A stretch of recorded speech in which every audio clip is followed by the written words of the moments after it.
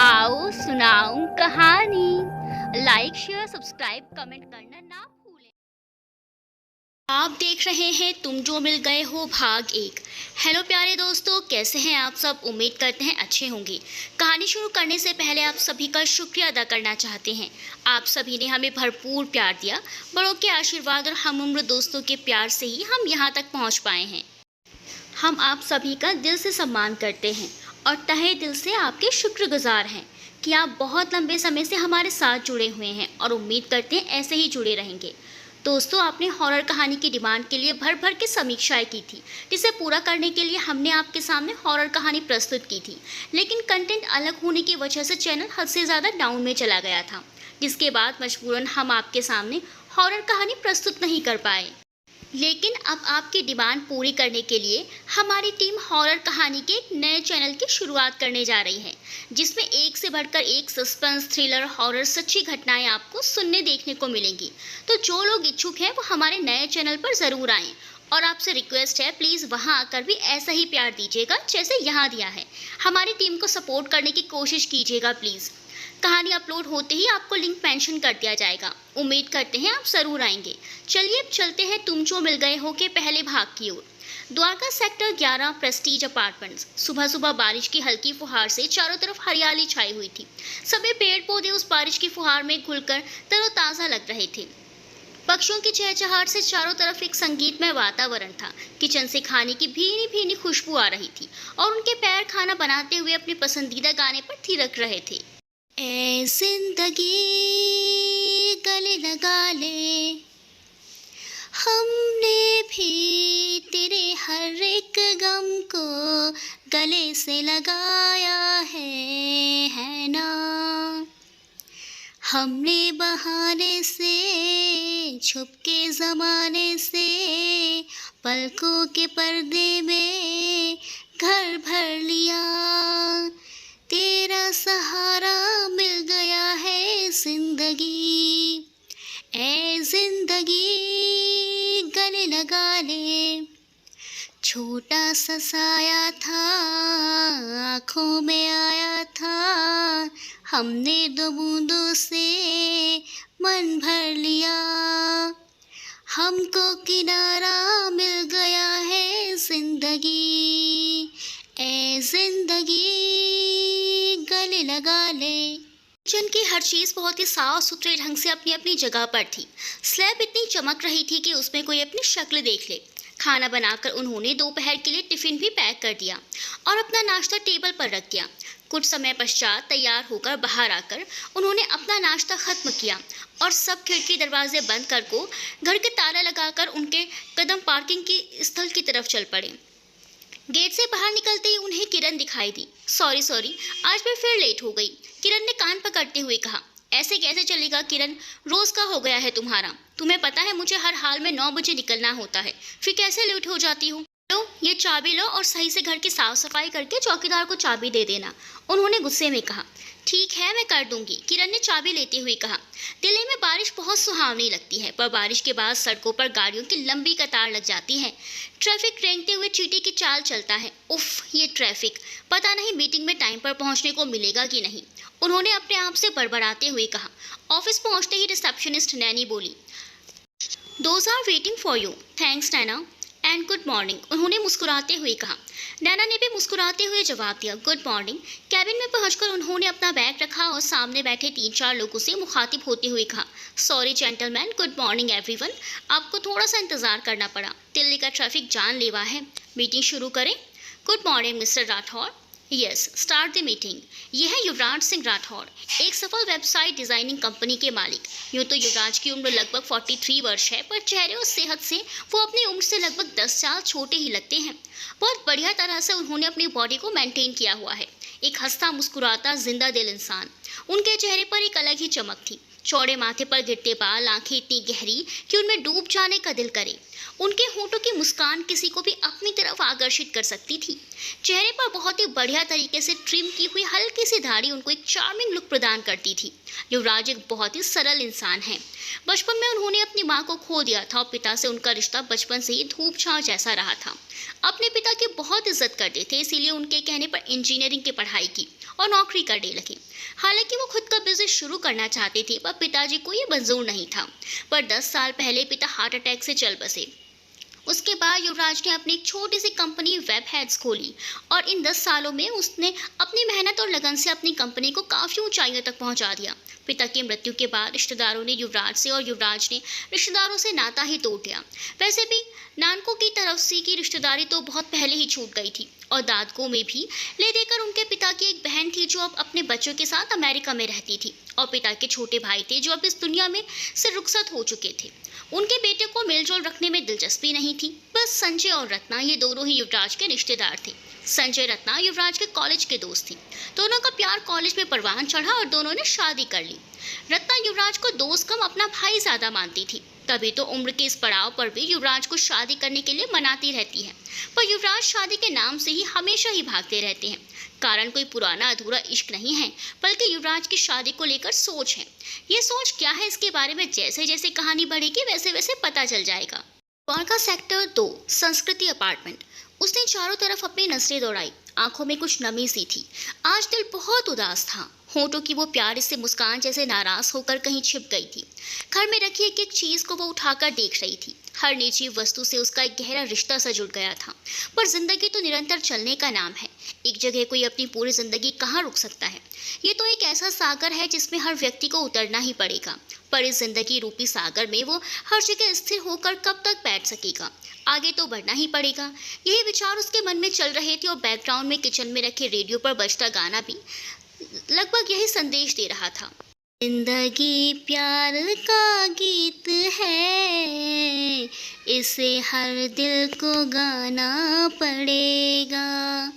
जिंदगी गम का सागर भी है, हंस के उस पार जाना पड़ेगा। जिसका जितना हुआ चल यहाँ पर, उसको सौगात उतनी मिलेगी। फूल जीवन में नागर खिले तो कांटों से भी निभाना पड़ेगा। है अगर दूर मंजिल तो क्या, रास्ता भी है मुश्किल तो क्या। रात तारों भरी ना मिले तो दिल का दीपक जलाना पड़ेगा। जिंदगी प्यार का गीत है, इसे हर दिल को गाना पड़ेगा। गाने को गुनगुनाते हुए उसने अपना सामान बांधना शुरू किया। उसकी बड़ी बड़ी सुंदर आंखों से रह रहकर आंसू टपक रहे थे। कमल के पंखड़ियों के समान हमेशा खिले रहने वाले होंठ आज उसके अपने आंसुओं से भीग रहे थे। पर मन में एक दृढ़ संकल्प था कि इस मुसीबत को भी वह आसानी से पार कर लेगी। श्रद्धा अग्निहोत्री पेशे से एक स्कूल टीचर है। हाल ही में छोटे बच्चों के लिए एक प्ले स्कूल खोला है। हमेशा से तमन्ना थी खुद का स्कूल चलाने की। श्रद्धा उम्र के उस पड़ाव पर है जहां उसके लिए सिर्फ उसका काम महत्वपूर्ण है। 40 वर्षीय श्रद्धा अपने कुछ छोटे छोटे सपनों को साकार करना चाहती है। जब वो 22 वर्ष की थी तब उसके माता पिता का एक कार दुर्घटना में देहांत हो गया। तब से उसने अपनी जिंदगी की डोर अपने हाथों में ले ली। कुछ समय अपने चाचा के घर मेरठ में रही, पर चाची के हर वक्त के ताने उसकी सहन शक्ति को भी पार कर चुके थे। ऊपर से चाची के भाई की हवस भरी नजरें हमेशा उसको परेशान करती रहती। वो आए दिन वहां आ जाता और उनसे नजदीकियां बढ़ाने की कोशिश करता। उसकी चाची उस पर अपने भाई से शादी करने का दबाव डाल रही थी। एक दिन जब उसकी चाची ने जिंदगी का जोरदार तमाचा मारते हुए कहा, हमारे टुकड़ों पे पल रही हो तो उसका एहसान मेरे भाई से शादी करके चुका दो, वरना अपना रास्ता नापो। बस श्रद्धा ने ठान लिया कि अब वो और जिल्लत बर्दाश्त नहीं करेगी। वो दिल्ली आ गई और एक हॉस्टल में रहने लगी। कुछ समय बाद उसे एक अच्छे प्राइवेट स्कूल में अध्यापिका की नौकरी मिल गई। बस तब से जिंदगी अपनी शर्तों पर जीती आ रही है। शादी के बारे में उसने कभी सोचा ही नहीं। यूं भी कह सकते हैं कि आज तक उसे वो इंसान मिला ही नहीं जिसकी सोच उसकी सोच से मेल खाती हो। और अब उम्र के इस पड़ाव पर उसे कोई मिलेगा ऐसा उसके हिसाब से मुमकिन नहीं है। युवराज श्रद्धा दोनों ही उम्र के उस पड़ाव पर थे जहाँ किसी को भी उसका मिस्टर या मिसेस राइट मिलने की कोई उम्मीद नहीं थी। पर कभी कभी जिंदगी से जब उम्मीद नहीं होती तभी वो हमें एक सरप्राइज देकर हमें आश्चर्यचकित कर देती है। इन दोनों की जिंदगी में आगे क्या होगा ये तो भविष्य के गर्भ में छुपा हुआ है। वेब हेड्स युवराज का ऑफिस और भाई क्या हाल चाल है? संजय ने युवराज के कैबिन में घुसते हुए कहा। संजय रायजादा युवराज का इकलौता दोस्त, जिससे वो अपनी जिंदगी की हर बात साझा करते थे। संजय की खुद की एक चॉकलेट फैक्ट्री थी, बिजनेस अच्छा चल रहा था और उसे प्रमोट करने में युवराज की बनाई वेबसाइट का बहुत योगदान था। युवराज उसे देखकर मुस्कुराते हुए बोले, अभी तक तो ठीक ही था, अब तू आ गया है तो भगवान ही मालिक है। हाँ, आज जिसे देखो मुझे ही कसूरवार ठहराने पर तुला है। तूने अभी तक लंच तो नहीं किया है ना? चल टिफिन खोल, बहुत भूख लगी है। संजय ने अपना पेट पकड़ते हुए कहा। युवराज ने अपनी हंसी दबाते हुए कहा, क्यों, आज रत्ना ने खाना नहीं बनाया क्या? नाम मत ले तो उसका, हद हो रही है यार उसकी आजकल। एक छोटी सी बात पर बहस क्या हो गई कि खाना ही नहीं बनाया मैडम ने। संजय ने अपना कोट उतारते हुए कहा, कमाल है, एक समय था कि तो सिर्फ उसका ही नाम जपता था और आज उसका भी नाम नहीं लेना चाहता। अजीब प्यार है तुम दोनों का। वैसे किस बात का परेशान किया तूने उसे? राज ने चपरासी को खाना लगाने का इशारा करते हुए कहा। ओहो बहन के चहेते भाई, कभी कभी तो दिल करता है तुझे अपने दोस्तों की लिस्ट से निकालकर दुश्मनों की लिस्ट में शामिल कर लूं। हमेशा रत्ना की ही साइड लेता है। संजय ने बिगड़ते हुए कहा। अच्छा बता क्या बात हुई, क्यों नाराज हो एक दूसरे से? युवराज ने उठकर सोफे पर जाकर बैठते हुए कहा। संजय उनकी तरफ शक भरी निगाहों से देखते हुए बोला, अच्छा, जैसे तेरी बहन ने तुझे कुछ बताया ही नहीं होगा, चुगलखोर। कितने झूठे हो तुम दोनों भाई बहन, कसम से दाद देनी पड़ेगी। युवराज अपनी हंसी रोक नहीं पाए और जोर से हंसते हुए बोले, अच्छा, कितने अच्छे से जानता है ना तो हम दोनों को। तुझे ऐसा लगता है कि रत्ना तेरी चुगली करने के लिए तुम्हारी हर वर्ल्ड वॉर के बाद मुझे फ़ोन करती है? तो और क्या, कोई तो चाहिए उसे ये बताने के लिए कि देखो मैं कितनी सही हूँ और संजय कितना गलत। संजय भी सोफे पर आकर बैठ गया। तभी चपरासी खाना लेकर आया। खाना आ गया, कसम से चूहे कबड्डी खेल रहे थे पेट में सुबह से। संजय ने युवराज के खाना शुरू करने से पहले ही खाना शुरू करते हुए कहा। खाना खाने के बाद संजय वापस अपने काम पर जाने लगा तो युवराज ने उसे कुछ देर रुकने को कहा। द्वारका सेक्टर 2 संस्कृति अपार्टमेंट। लगभग सारा सामान लोड हो चुका था। श्रद्धा एक एक चीज़ को बारीकी से देख रही थी। तभी उसे काका और काकी की आवाज़ आई। श्रद्धा बिटिया, सब काम सही से हो गया? काकी ने पूछा। अरे काका काकी आप दोनों, प्रणाम। हाँ, सारा सामान आ गया, बस मैं फाइनल लिस्ट ही देख रही थी। श्रद्धा ने पलटकर उनके पैर छूते हुए कहा। बेटी, हम कभी नहीं चाहते थे कि तू जाए, पर क्या करें, श्लोक नहीं मान रहा, कह रहा है कि घर को बेचेगा। काका ने अपनी मजबूरी बयान करते हुए कहा। काका फिर वही सब लेकर शुरू हो गए। श्लोक जो करना चाहता है कर लेने दीजिए, आखिर अब उसका घर है।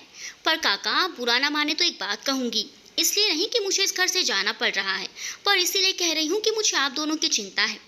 काका, आपने अपनी वसीयत बहुत जल्द ही दोनों बेटों के सामने रख दी और अपने लिए कुछ भी नहीं रखा, ना मकान ना ही दुकान। आपको ऐसा नहीं करना चाहिए था।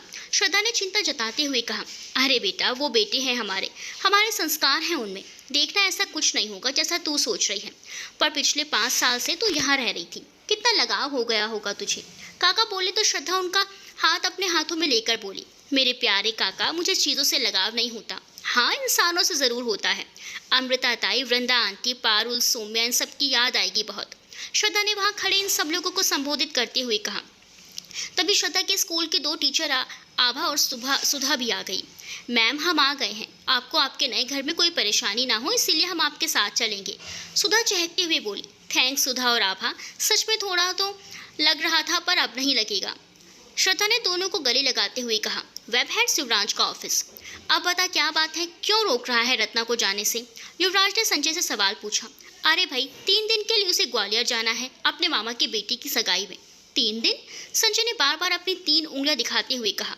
युवराज ने उसकी उंगलियां पकड़ी और मुट्ठी को बंद करते हुए कहा। तो 3 दिन में क्या हो जाएगा? सुनामी आ जाएगी या भूकंप? बता क्या हो जाएगा? तो समझ नहीं रहा युवी। युग यश के हाफ ईयरली एग्जाम सिर पर हैं, 10वीं है उनकी, और उर्वी की भी कोई छोटी पढ़ाई नहीं है, 8वीं क्लास में है। अभी बच्चों को उसकी ज़रूरत है और अभी सगाई है, 3 महीने बाद शादी है, फिर तो सबको जाना ही होगा ना, तब चल पड़ेंगे। संजय ने अपनी बात रखते हुए कहा। युवराज कुछ देर के लिए चुप हो गए, फिर कुछ सोचते हुए बोले। बच्चों की ट्यूशन लगी है तो उनकी पढ़ाई रत्ना नहीं देखती, सिर्फ सुपरवाइज करती है। ये तो तू भी कर सकता है। और रही बात खाना बनाने की, तो वो कोई टेंशन है ही नहीं। रत्ना ने युग यश को बहुत अच्छी तरह ट्रेन कर रखा है। वो खुद कुक करना जानते हैं और नहीं कर पाते तुम्हारी मेड कुसुम कर देती है, तो बेसिकली कोई वजह ही नहीं है उसे रोकने की। और भी तो काम है, घर संभालना, हमारे रोज़ के कपड़े, बच्चों का होमवर्क। को यार, मेरी मीटिंग्स हैं कितनी सारी। ऐसे में बच्चों पर कैसे ध्यान दूंगा मैं? संजय झल्लाकर बोला। युवराज ने एक हल्की सी मुस्कान दी और फिर बहुत गंभीर आवाज में बोले, बच्चों का सारा ठेका रत्ना ने ही नहीं लिया है, तेरे भी बच्चे हैं, इसीलिए तुझे भी अपना समय देना होगा संजय। रत्ना ने तो वैसे ही अपना एक सक्सेसफुल करियर छोड़ दिया, और क्या क्या छोड़ेगी वो भाई? रत्ना ने अपनी मर्जी से अपना करियर छोड़ा है, मैंने थोड़े कहा था उससे, संजय ने एक स्वार्थी पुरुष की भांति कहा। रत्ना ने जॉब इसीलिए छोड़ा क्योंकि तूने उसके सामने कोई ऑप्शन ही नहीं रखा। तो जब उसके पास कोई ऑप्शन था ही नहीं तो वह क्या करती? युवराज ने कड़क शब्दों में कहा। संजय युवराज की बातों से थोड़ा नाराज हो गया। आखिरकार युवराज ने उसे आईना जो दिखा दिया। वो झुंझला कर बोला, तो क्या करता? मैं जॉब छोड़ देता और बच्चे पालता, वो भी जुड़वा। युवराज ने एक स्पष्ट लहजे में बोलते हुए कहा, बिल्कुल, मेरे हिसाब से रत्ना का जॉब ज़्यादा बढ़िया था और उसमें कम समय में ऊंचे पोस्ट मिलने के ज़्यादा चांस थे। हैव यू लॉस्ट इट युवराज? दिमाग से कभी सोचता है क्या तू? मैं जॉब छोड़कर पत्नी की कमाई खाता, समाज क्या कहता? संजय ने अपनी मुट्ठी को टेबल पर मारते हुए कहा, अच्छा, ये समाज तो तेरी और रत्ना की शादी के भी खिलाफ था। तब तो तू कहता था कि समाज जो कहता है कहता रहे, मुझे रत्ना से ही शादी करनी है। तब क्यों नहीं सुनी समाज की? युवराज ने उसके सामने वाली कुर्सी पर बैठते हुए कहा। संजय के पास युवराज के इस तर्क का कोई तोड़ नहीं था। वो खामोश हो गया। युवराज ने उसके कंधे पर हाथ रखते हुए कहा, संजय, रत्ना ने अपना एक बेहतरीन करियर हंसते हंसते कुर्बान कर दिया और तू उसे 3 दिन नहीं दे सकता। वैसे तो तेरे हिसाब से उसे तुझसे इजाज़त मांगने की ज़रूरत भी नहीं है। उसे कहाँ जाना है, क्यों जाना है, कितने दिन के लिए जाना है, ये सब पता नहीं क्यों वो तुझसे पूछती है। अपने निर्णय खुद लेने की पूरी आज़ादी है उसे। संजय ने तुरंत युवराज की बात काटते हुए कहा, पूछेगी क्यों नहीं, मैं हस्बैंड हूँ उसका। बहुत बड़ा किला फतेह कर लिया भाई हस्बैंड बनकर तूने। सच में तू बस हस्बैंड ही है, युवराज ने व्यंग्य कसते हुए कहा। तू नहीं समझेगा, शादी होती तो पता चलता तुझे भाई। संजय ने उठकर अपना कोट पहनते हुए कहा, ऐसी शादी से तो शादी ना ही हो अच्छा है मेरे दोस्त। चल टेक केयर, शाम को मिलते हैं। युवराज ने मुस्कुराते हुए कहा। चलो, सब अपना सामान लोड हो चुका है। सुधा, आभा, चलो तुम लोग मेरे साथ कार में चलो। कार? श्रद्धा मैम आपकी कार में आपके साथ? सुधा घबराते हुए बोली, क्यों, क्या हुआ? मेरी कार में कोई प्रेत आत्मा नहीं रहते जो तुम इतना डर रही हो? श्रद्धा ने हंसते हुए कहा, मैम आप तो जानते ही हो कि अभी तो मैम हमारी शादी भी नहीं हुई, देखा ही क्या है हमने ज़िंदगी में। ऐसे में आपके साथ कार में, प्लीज़ मैम ऑटो से चलते हैं। आपा ने हाथ जोड़ते हुए कहा, पागल हो गई हो क्या तुम दोनों? मेरे साथ क्या परेशानी है बताओ भला, अजीब लड़कियां हैं दोनों। श्रद्धा ने बाकी सबकी तरफ मुड़कर देखते हुए कहा तो सब हंसने लगे। उन्हें ऐसे हंसते देख श्रद्धा को गुस्सा आ गया। अच्छा, उड़ा लो मजाक मेरी ड्राइविंग स्किल का। मैम स्किल तो है ही नहीं, इसीलिए तो घबरा रहे हैं।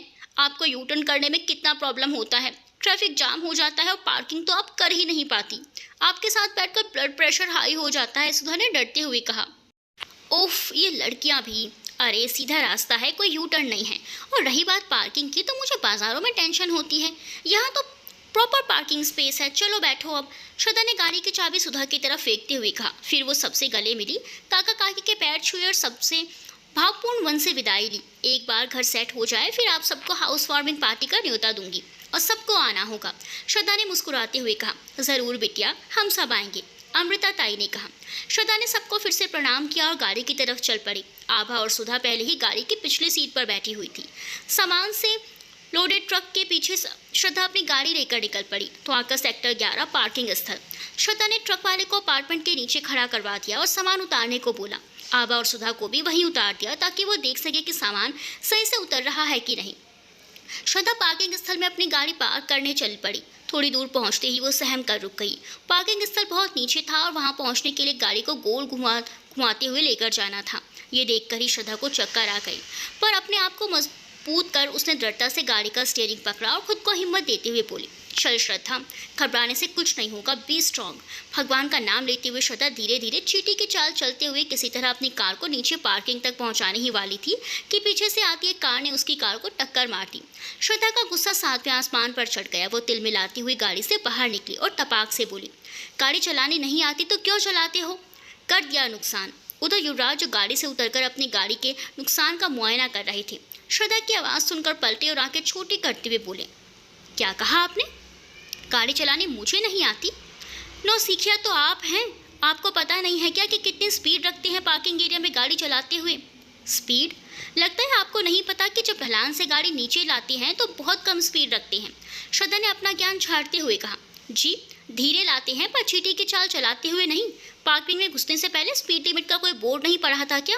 हर कार को उसी स्पीड से नीचे की ओर आना होता है जिससे दो गाड़ियों के बीच एक सही डिस्टेंस रहे। आप तो युवराज अभी आगे और बोल ही रहे थे कि श्रद्धा ने उन्हें बीच में टोकते हुए कहा, आई एम सॉरी, मुझे अंदाज़ा नहीं था।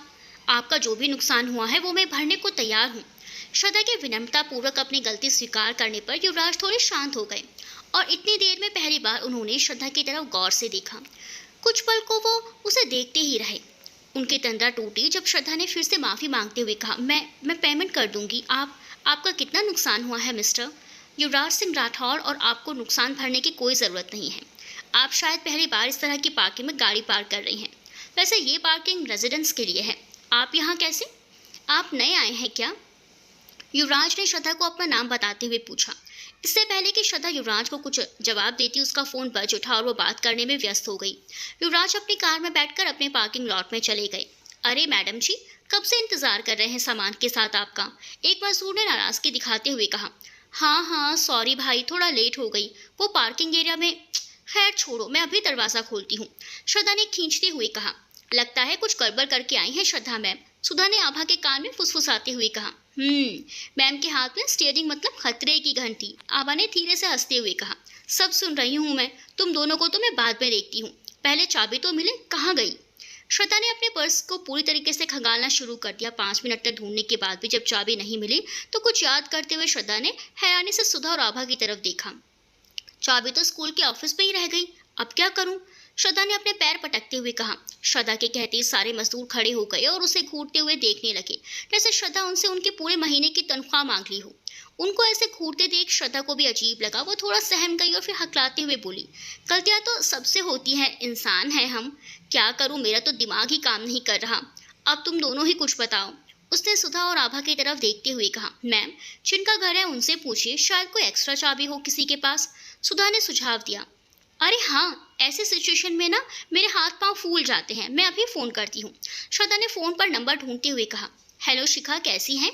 हाँ मैं पहुँच गई, पर बहन एक गड़बड़ हो गई है यार, चाबी स्कूल में ही भूल आई हूँ।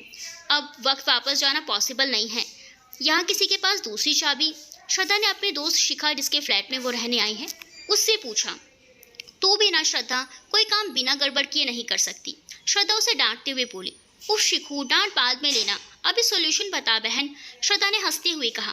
तेरे बराबर वाले घर में जो भैया हैं उनके पास मैंने एक दूसरी चाबी छोड़ रखी है, हाउस नंबर 15, कहीं 13 की घंटी बजा दे और संभाल कर रखना चाबी, और पहले वाली मिलते ही वापस कर देना उनको, समझे कुछ? शिखा बोलती जा रही थी। अरे बहन बस कर, मैं बच्ची नहीं हूँ, चल रख फ़ोन, मैं ले लूँगी चाबी, बाय। ये कहते हुए श्रद्धा ने बराबर वाले घर की घंटी बजाई और अपने बैग में से एक बार फिर चाबी ढूंढने लगी। अरे मैंने आपसे कहा ना कि मुझे आपको नुकसान की भरपाई करने की कोई ज़रूरत नहीं है, आप फिर भी नहीं मान रही, यहाँ तक चली आई। युवराज दरवाज़ा खोलकर श्रद्धा को देखते ही बोले। श्रद्धा ने युवराज की आवाज़ सुनकर चौंकते हुए अपना सर ऊपर उठाया और हैरानी से बोली, आप यहाँ क्या कर रहे हैं? युवराज के चेहरे पर एक हल्की सी व्यंग्यात्मक मुस्कान आ गई। उन्होंने व्यंग्य मारते हुए कहा, शायद ये मेरा घर है इसीलिए मैं अंदर खड़ा हूँ और अब बाहर हो। तो ये आपका घर है? श्रद्धा ने चौंकते हुए पूछा। जी अभी तक तो है, युवराज ने मुंह बनाते हुए कहा। वेरी फनी, मुझे 14 नंबर घर की चाबी चाहिए, श्रद्धा ने अपने आने का उद्देश्य बताया। क्यों? आपको क्यों दूं मैं उस घर की चाबी? एक मिनट, आपको कैसे पता चला कि उस घर की चाबी मेरे पास रहती है? युवराज ने एक जासूस की तरह प्रश्न पूछा। क्योंकि मैं उस घर में रहने आई हूँ और शिखा मेरी दोस्त है। अब अगर आपकी जासूसी खत्म हो गई हो तो प्लीज़ मुझे चाबी दे दीजिए, श्रद्धा ने थोड़ा गुस्से से कहा। ऐसे कैसे? मैं कैसे मान लूँ कि आप ही शिखा भाभी के दोस्त हैं? कोई प्रूफ है आपके पास? युवराज ने चिढ़ते हुए कहा। इससे पहले कि युवराज कुछ और कहते, श्रद्धा ने शिखा को फ़ोन लगा दिया। शिखा, ज़रा इन व्योमकेश पक्षी को बताना कि मैं कौन हूँ, मुझे चाबी नहीं दे रहे ये मिस्टर। व्हाटएवर। युवराज अपने नाम के साथ हुई छेड़छाड़ के साथ बिल्कुल खुश नहीं थे। इससे पहले कि वो कुछ कहते, श्रद्धा ने उन्हें फ़ोन पकड़ा दिया। दूसरी तरफ से शिखा की आवाज़ आई। हेलो युवराज भैया, मैं शिखा। हेलो भाभी, कैसी हैं आप? युवराज ने हिचकिचाते हुए पूछा। बहुत बढ़िया युवराज भैया, ये मेरी सहेली श्रद्धा है, इसी को मैंने ये घर किराए पर दिया है। शिखा ने आगे बात बढ़ाई। इन्हें दिया है? क्यों? मतलब वाह, इन्हें दिया है, वाह बहुत बढ़िया बहुत बढ़िया। युवराज ने अपनी तरफ गुस्से से देखती श्रद्धा की तरफ देखते हुए कहा। कोई परेशानी है क्या भैया? वो दरअसल श्रद्धा अपनी चाबी स्कूल ऑफिस में ही भूल गई है। प्लीज़ जो चाबी आपके पास रहती है फ़िलहाल वो दे दीजिए, श्रद्धा बाद में लौटा देगी, शिखा ने युवराज को समझाते हुए कहा। ठीक है भाभी, आप कहती हैं तो मैं दे देता हूँ। उम्मीद है कि आपकी सहेली ये वाली चाबी नहीं घुमाएगी। युवराज ने श्रद्धा पर व्यंग्य कसते हुए कहा। नहीं नहीं, वैसे बहुत रिस्पॉन्सिबल है श्रद्धा, आज जल्दबाजी में ऐसा हो गया होगा। और भैया, मैं आपको भरोसा दिलाती हूँ कि श्रद्धा की वजह से कोई परेशानी नहीं होगी आपको। शिखा ने श्रद्धा का पक्ष लेते हुए कहा। परेशानी? ना भाभी, 1 इंच परेशानी नहीं होगी। वो अलग बात है कि आज आपके रिस्पॉन्सिबल दोस्त ने मेरी गाड़ी पर 2 इंच लंबी खरोंच मार दी है और हेडलाइट तोड़ दी। बाकी कोई परेशानी नहीं है भाभी, युवराज ने श्रद्धा पर तंज कसते हुए कहा। हो, आई एम सॉरी युवराज भैया, वो ज़रा गाड़ी चलाने में थोड़ी अनाड़ी है, पर सीख लेगी। आपको तकलीफ हुई उसके लिए सॉरी। अरे शिखा भाभी, इट्स ओके। आप सॉरी क्यों बोल रही हैं? मैं तो बस यूं ही बता रहा था। आप तो सोसाइटी के रूल्स जानते हो, एक और बार ऐसा हुआ तो ये ड्राइव नहीं कर पाएंगी। आज तो मैं था इसीलिए एक्शन नहीं लिया, पर इस टावर के लोगों को तो आप जानते ही हो। युवराज ने शिखा को समझाते हुए कहा। जी आप बिल्कुल सही कह रहे हैं, मैं समझाती हूँ उसको। युवराज ने श्रद्धा को फ़ोन पकड़ा दिया। श्रद्धा ने गुस्से से उसका फ़ोन लिया और बड़बड़ाते हुए कान पर लगाते हुए बोली। बोल बहन, सुन ली शिकायतें, अब तू भी सुना दे कुछ लोग। श्रद्धा, युवराज भैया शिकायत नहीं कर रहे थे। इस सोसाइटी के बहुत कड़े नियम हैं जिनसे वो अच्छी तरह वाकिफ़ हैं। तू मेरी सहेली है इसीलिए मुझे आगाह कर रहे थे। तू एक काम क्यों नहीं करती, एक ड्राइवर रख ले, फिर तुझे कोई टेंशन नहीं होगी और मुझे भी नहीं होगी। शिखा ने हंसते हुए कहा। हाँ, मैंने शंकर जी जिन्होंने मुझे ड्राइविंग सिखाई थी उन्हें बोल रखा है, आजकल में अरेंज कर देंगे एक ड्राइवर। चल यार, थैंक्स। अभी तो ये मजदूर मेरे सर पर नाच रहे हैं, सामान रखवा कर इन्हें फ्री करती हूँ, फिर बात करती हूँ। बाय, टेक केयर, श्रद्धा ने मुस्कुराते हुए कहा और फिर फ़ोन कट कर सामने खड़े युवराज को गुस्से से देखती हुई बोली। आप किस मुहूर्त का इंतजार कर रहे हैं, चाबी दीजिए प्लीज़। श्रद्धा ने हाथ फैलाते हुए कहा। युवराज ने अचानक उसके हाथ में चाबी फेंक दी, जिसे श्रद्धा ने बहुत मुश्किल से पकड़ा।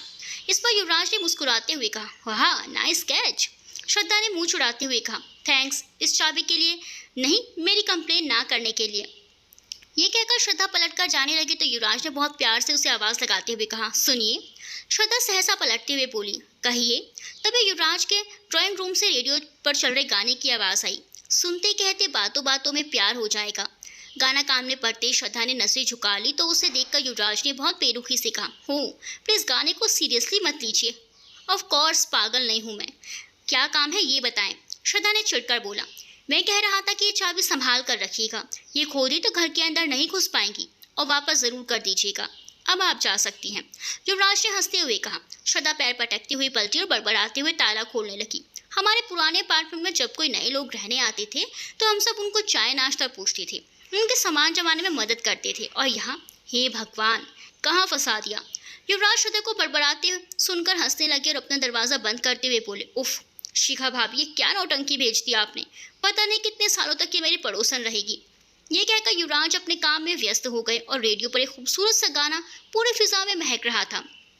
एक अजनबी हसीना से यूं मुलाकात हो गई, फिर क्या हुआ ये मत पूछो, कुछ ऐसी बात हो गई। वो अचानक आ गई यूं नजर के सामने, जैसे निकल आया घटा से चांद। चेहरे पे जुल्फ बिखरी हुई थी, दिन में रात हो गई। आओ हुजूर तुमको सितारों में ले चलूं, दिल झूम जाए ऐसी बहारों में ले चलूं। श्रद्धा इस गाने पर मदमस्त होकर अपने किचन में अपना खाना और ब्रेकफास्ट तैयार कर रही थी। तभी फ़ोन की घंटी बजी। श्रद्धा गुनगुनाते हुए फ़ोन का स्क्रीन देखकर चौंक उठी। सुधा का फ़ोन? क्या हुआ होगा? फ़ोन उठाते ही सुधा की घबराई आवाज़ उसके कानों में पड़ी। मैम आप कहाँ हैं? एक यहाँ गड़बड़ हो गई है। श्रद्धा घबरा गई कि कहीं स्कूल में किसी बच्चे को चोट तो नहीं आ गई, पर अभी तो कोई बच्चा भी स्कूल नहीं पहुंचा होगा, फिर क्या हुआ? ये सब सोचते हुए उसने पूछा, क्या गड़बड़ हुई सुधा? मैम अपने ड्राइवर श्यामलाल जी ने एक्सीडेंट कर दिया, पुलिस पकड़ कर ले गई। सुधा ने घबराते हुए जवाब दिया। क्या क्या कहा तुमने? श्यामलाल ने एक्सीडेंट कर दिया? हे भगवान, वैन में कोई बच्चा तो नहीं था? श्रद्धा ने चिंतित स्वर में पूछा। मैम अभी पहला ही बच्चा पिक किया था। सुधा कुछ बोलते इससे पहले श्रद्धा चिल्ला पड़ी। क्या? उसको चोट तो नहीं आई? कहाँ है वो? और तुम कहाँ हो? मैम वो बिल्कुल ठीक है। दरअसल कसूर सीधे तौर पर श्यामलाल जी का नहीं था। वैन के आगे अचानक बिल्ली का बच्चा आ गया, जिसे बचाने के चक्कर में उन्होंने गाड़ी मोड़ दी, पर सामने एक गाड़ी खड़ी थी उस पर दे मारी। गाड़ी के मालिक को भी कुछ नहीं हुआ, पर उसने पुलिस कंप्लेन कर दी। मैं पुलिस स्टेशन के बाहर हूँ, देवांश मेरे साथ ही है। सुधा ने सारी परिस्थिति समझाते हुए कहा।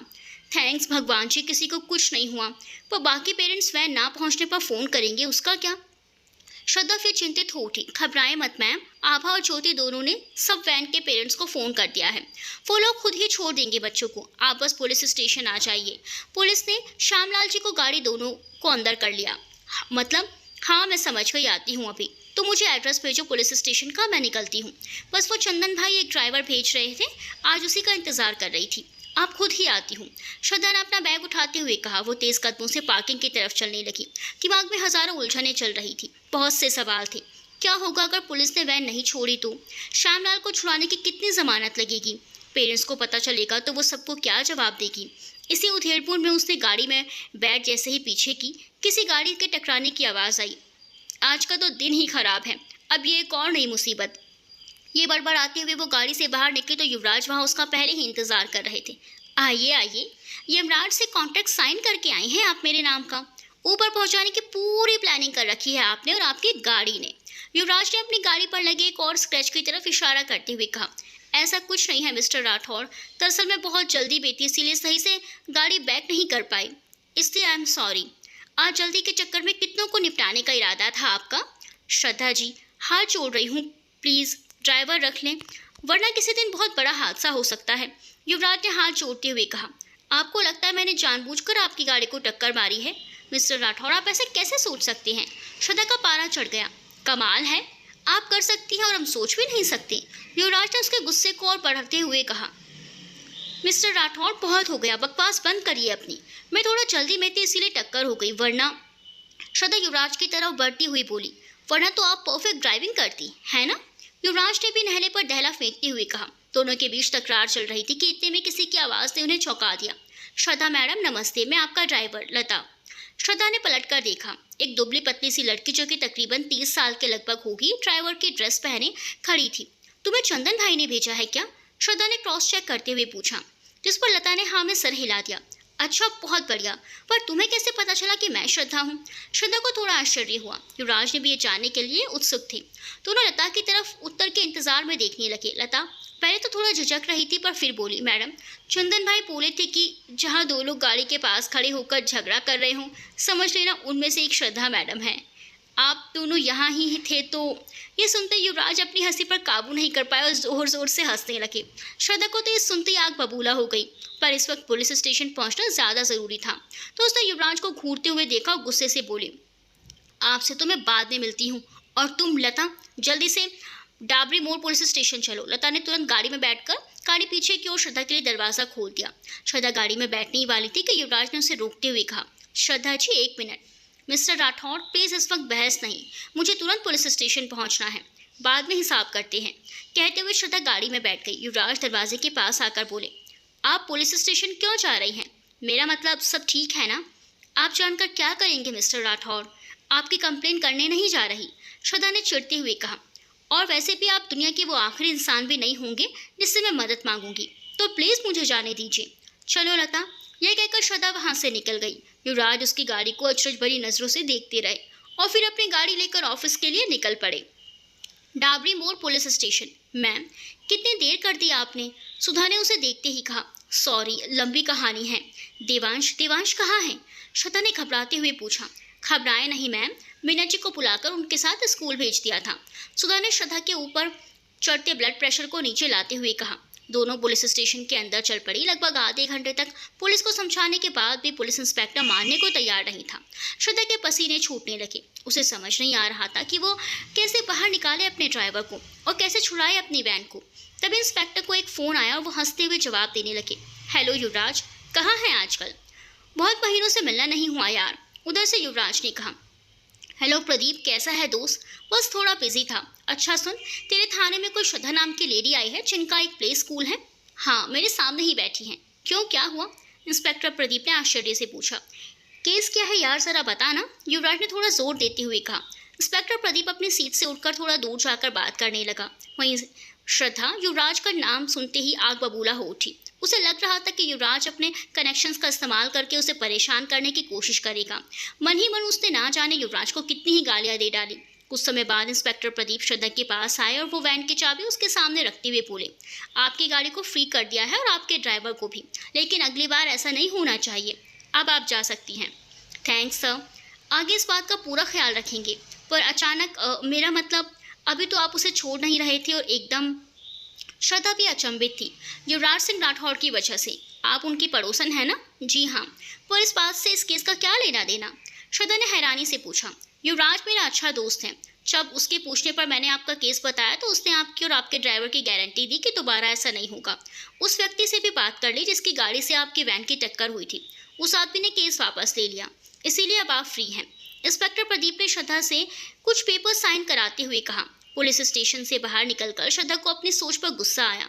वो कितना गलत सोच रही थी युवराज के बारे में। रह रहकर उसके जहन में अपने कई शब्द गूंज रहे थे जो उसने सुबह युवराज से कहे थे कि वो दुनिया का आखिरी इंसान भी नहीं होगा जिससे वो मदद मांगेगी। इतना सुनने के बाद भी युवराज ने उसकी मदद की। इस बात का बहुत आश्चर्य था उसे और साथ ही उत्सुकता भी ये जानने की कि आखिर युवराज ने उसकी मदद क्यों की। श्रद्धा स्कूल पहुंची तो वहां सब बच्चों के माता पिता आए हुए थे। श्रद्धा ने उन सबको आराम से बैठकर सारी स्थिति से अवगत कराया। सबके प्रश्नों के उत्तर देकर सबको आश्वासन दिलाया कि भविष्य में ऐसा नहीं होगा। हालांकि ड्राइवर की गलती नहीं थी, फिर भी वो आगे से ज़्यादा चौकन्ना रहेगा। सब पेरेंट्स श्रद्धा की बात से सहमत होकर चले गए। मैम, आज अगर मिस्टर युवराज नहीं होते तो हम मुश्किल में पड़ जाते। आपको उन्हें थैंक्स करना चाहिए, सुधा ने कहा। मैम, ऐसे नहीं, आपको उनके लिए एक अच्छा सा गिफ्ट लेकर जाना चाहिए और घर जाकर थैंक्स बोलना चाहिए, ज्योति बोली। ठीक कह रहे हो तुम। एक काम करो, प्लीज़ ऑनलाइन कुछ गिफ्ट पसंद कर लो, फिर जो बेस्ट होगा वो ऑर्डर कर दूंगी। थोड़ी मेहनत के बाद एक गिफ्ट फाइनल हुआ।